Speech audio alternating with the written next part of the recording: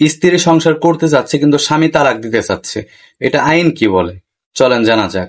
অনেকেই পারিবারিক আদালতে মামলা করে থাকেন যে আমার স্বামী আমাকে তালাক দিতে চাচ্ছে, আমি স্বামীর সাথে সংসার করতে চাচ্ছি। আপনি মামলা করতে পারবেন, মামলা করলে তাকে সমন দিবে, সে কোর্টে এসে হাজির হবে। তবে স্বামী যদি আপনাকে তালাক দিতে চায়, এটা বুঝাবে সকলেই, স্বামী যদি আপনাকে তালাক দিতে চায় বা তালাক দিয়ে থাকে, তো তালাক ঠেকানোর মতো কোনো ব্যবস্থা নেই। সে যদি তালাক দিয়ে থাকে তাহলে আপনি হয়তো যে কাবিনের টাকাটা মোহরানা বলে সেই টাকাটা উদ্ধার করতে পারবেন।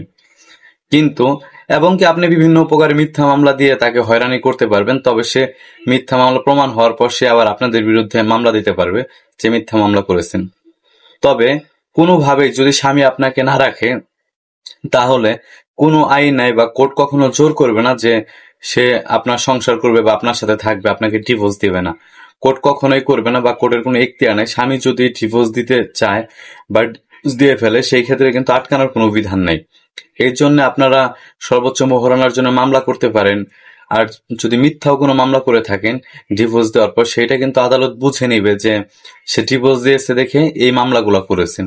তো আপনাকে যদি নির্যাতন করে আপনি অবশ্যই আগে মামলা করবেন, আর নির্যাতন না করলে মামলা করবেন না। যদি আপনি আপনার স্বামীকে বুঝাবেন এবং কি একটা লিগেল নোটিশ দিয়ে বলতে পারেন আমি সংসার করতে পারি, তোমার কথা শুনবো। তবে স্বামী যদি ডিভোর্স দিয়ে থাকে তাহলে কখনোই আপনি ডিভোর্স ফেরাতে পারবেন না এবং কি আদালতও ফেরাতে পারবে না। ধন্যবাদ সকলকে। তথ্যটি শেয়ার করে সকলকে জানার সুযোগ করে দিন।